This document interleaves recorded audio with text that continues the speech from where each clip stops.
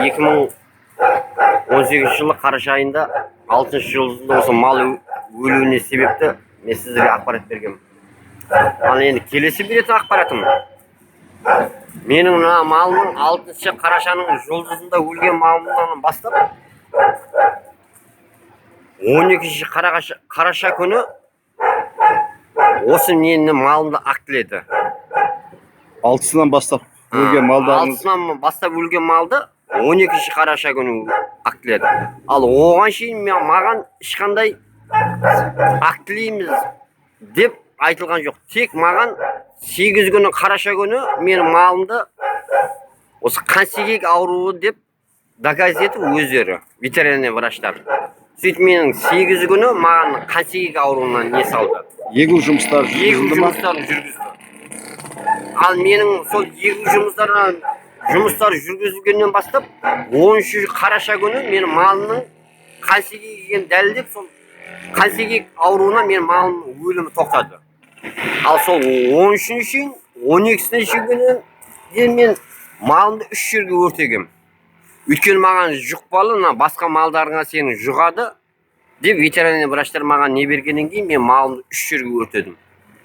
Ал 1 жерге, 2 жерге, 3 жерге, бірінші жерде өртеген жерімде мен малымды ветеринарный врач Шайық Нұрдәулет болған. 30 мал өртегенбіз, 32 бас. Ал одан кейінгі мен қалған малдарымды өз неммен өртедім. Ал оған шейін маған ешкім келген емес. Ал 12-сі күні, 6-сы күні өлген малды 12-сі күні төтеден маған осындай нелер ветеринарный врачы комиссиясы құрылып, қаяқтан келгенді білмеймін әйтеуір.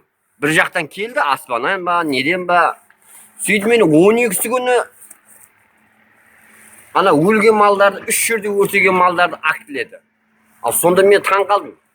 Оның апта бойы, бір аптада шағал да жеді, ит те жеді, құс та жеді. Асты өртенді, беті өртенген жоқ. Мен шамам келген жоқ оның бәріне өртеуге. Ал сонда қалған малды 40 бас деп актіледі. Сосын мен айтам ғой, мынадан бірінші адам актілейді, сөйтіп бар өртейді. А сіздер өртенген малды бір аптадан кейін қайта актілейсіздер мына шағалдан, ит құстан тартып кеткен малдарды қалай актілейсіздер? Десем, ол біздің немізге кірмейді. Мына малыңызды актілейміз, мына қалған малды деп. Ал сонда менің 30-дың үстінде малым далада шашылып қалды. О, мен жинауға шамам келген жоқ. Ешқандай. Мен жинай да алмадым ол. Оған залалсыздандыру шаралары жүргізілді ма? Онда ешқандай залалсыздандыру шаралары жүргізілген жоқ. Мысалға, например, мен келтіретін болсам, тас жолға 200-300 метр жерде мен сексеуіл бар жерде өртедім ол. Ол агрессияда қосылған жоқ. Қай тас жолда айтып тұрсыз сіз? Осы Жаңғырғаннан Байгенже округына кететін тас жолдың бойында мен өзім мал қыстауым. Сол Байгенже округына неге қарай кетеді жаңа? Қызылқұм Кеніш уран кенішіне қарай. Уранына қарай кетеді. Ал енді ол жерде ұшып атқанның есебін, түлкі тартып атқанын, шағал тартып атқанын. Біздің жеріміз шибөрін жері, біз өзіміз шағал деп айтамыз. Шағал дегенің таңертеңнен кешкешін улағанда 1000 шағалға мен төтеп бере алмаймын оны қанша шағалын татқанына. Бұл лептоспироз ауруы етек алып тарқап кеткені рас па? Қаншалықты рас? Басқа да қойшылардан шығып жатқаны рас па? Мысалы, менен бұрын осы Бедешев Серік дегенің қойшыдан шыққан. Оның мысалға Серік. Оның алдын ала ол шараларын қолданып, менен бұрын укол салдырған. Соның өзінде 31 басы өлген. Ал мен сияқты оның жаңа біртіндеп оптөй келмеген өлім, бірақ біртіндеп келген. Ал оның айтуға жасырып отыр. Кім жасырып отқан? Оның жасырып отқаны осы облыс, ауданның әкімдері, ауданның нелері, басқа ештеңе жоқ. Ветеринар мамандары ма? Ветеринар мамандар. Ал менің айналамда қойшылардың бүкілі сол неге қарама-қарсы укол салдырады жаңағындай. Лептоспирозға қарама-қарсы салдырған. Қарама-қарсы салдырады. Ешкім қалған жоқ жанымда. Қай уақытта салдырды олар? Осы мен қалай ауруды осы интервьюны бердім, солай салдырды бәрі. Ал оны сонша, мысалы, мен өзім таң қалатын, 8 күні маған келіп укол салады қансегекке. Лептоспироз деп. Лептоспироз. Соны 8 күні салғаның күні 13 күні мен малым өлімі тоқтайды.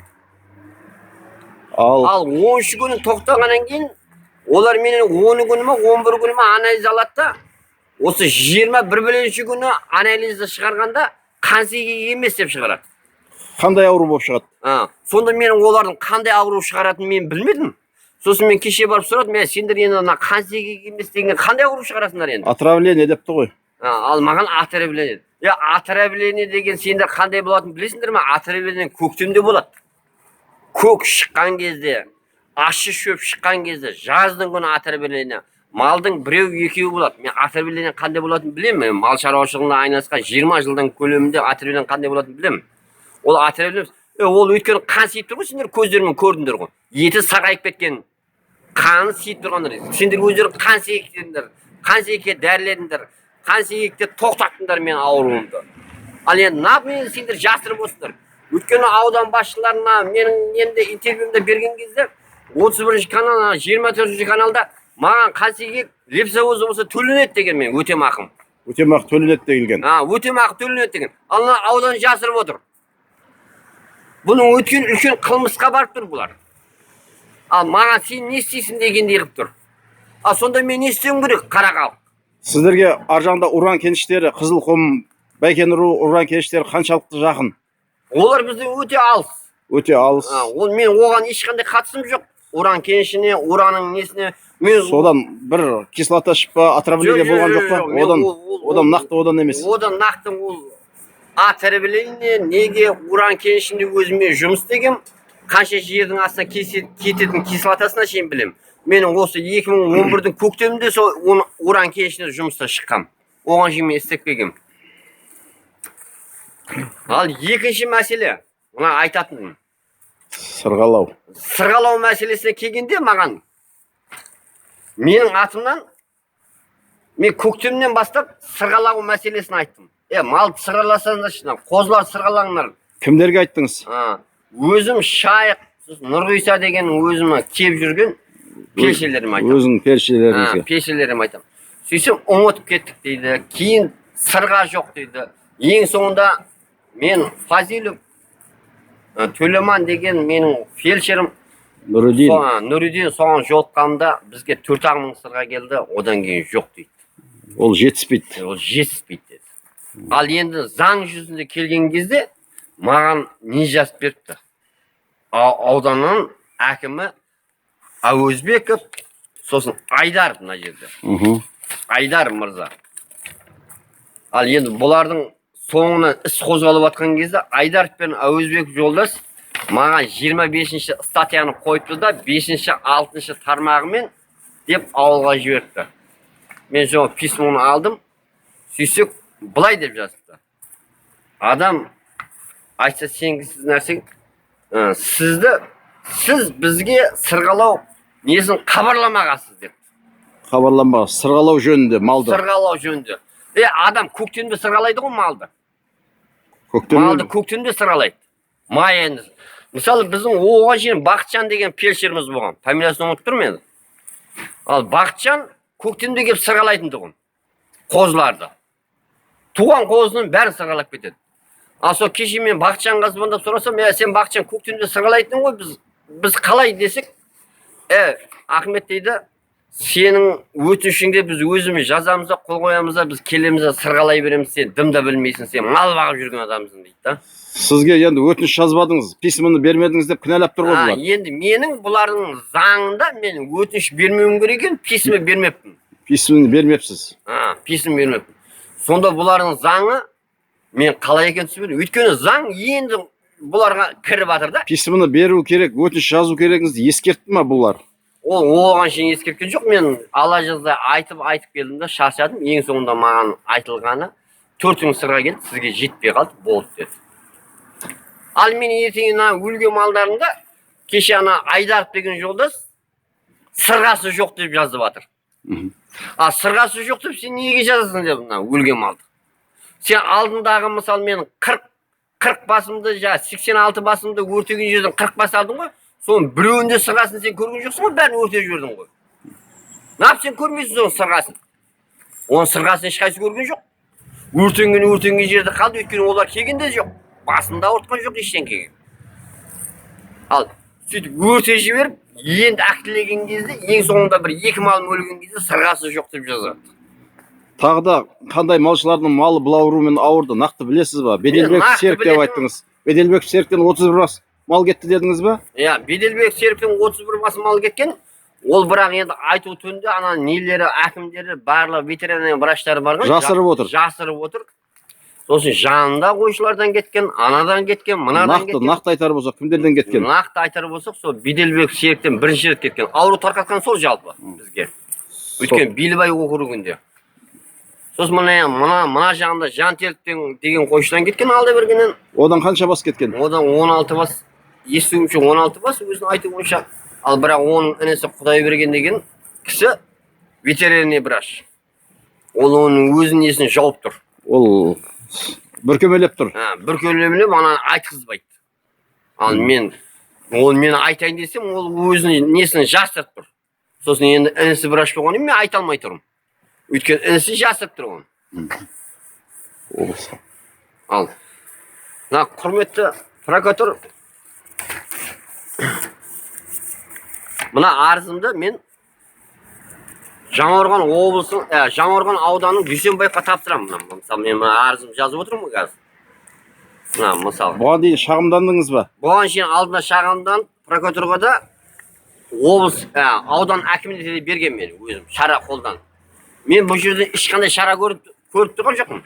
Тек мені кінәлау, жасыру. Қылмысты бүркемелеу, сосын сізді кінәлау. Мені кінәлағанда қылмысты бүркелеп ешқандай. Ал енді оның несіне қарасаң, Лепсі емес, Қансегек емес деп Қызылорда облысының несі маған не бер жеріпті. Оның менде документі де бар. Ал сонда қансиып тұрған малды Қансегек емес деп, оның қандай доказательствосы бар? Өйткені маған неге салады онда Қансегек ауруына? Неге жан-жағындағы қойшыларға салып жатыр дейсіз ғой? Иә. Бүгін қойшыға неге Қансегекке салады? Бәрін тоқтатады. Қансегекке, именно Қансегек. Сол мына мысалы сол аудан нелер жауап береді облысқа. Бұл жерде ешқандай шындық та жоқ, ештеңе де жоқ. Аудан нелер бірігіп алады да өздері жабады. Басшылары. Жауапкер, қызметкерлер. ештеңе жоқ. Бәрі креслода отырып алған. Мысалы мен бозторғайға ұқсап аспанға шырылдап шындықты айтсам, мен ана креслода отырған қырғи көгілерін қағып тастайды. Мен ұшырмайды аспанға. Мен ұша алмаймын. Шындықты айтып жеткізе алмаймын халыққа. Мысалы Дүйсенбаевқа жазған арызым қазір өткіземін осы прокуратураға. Мысалы Дүйсенбаевқа мен арыз жазып отырмын қазір. Өткіземін екінші мәрте. Екінші мәрте өткіземін. Ал мен Қызылорда облысының Дәуешев мырзаға, прокуратура, сосын Қызылорда облысының әкімі Көшербаев мырзаға мен хабарлама берем. Мынаны менің жағдайымды, осы менен басқананда халықтың жағдайын мен шырылдап жатқанымды, және менің өлігім қанша доказ етпей жатқаны мына ауданның нелері. Аурудың кеңге тарап. Бұл ауру мысалға көктемде де мал әлсірегенде қайттан шығуы мүмкін. Оған мен күмәнім бар, мен шаруашылықпен айналысып жүргеннен мен мысалы білем.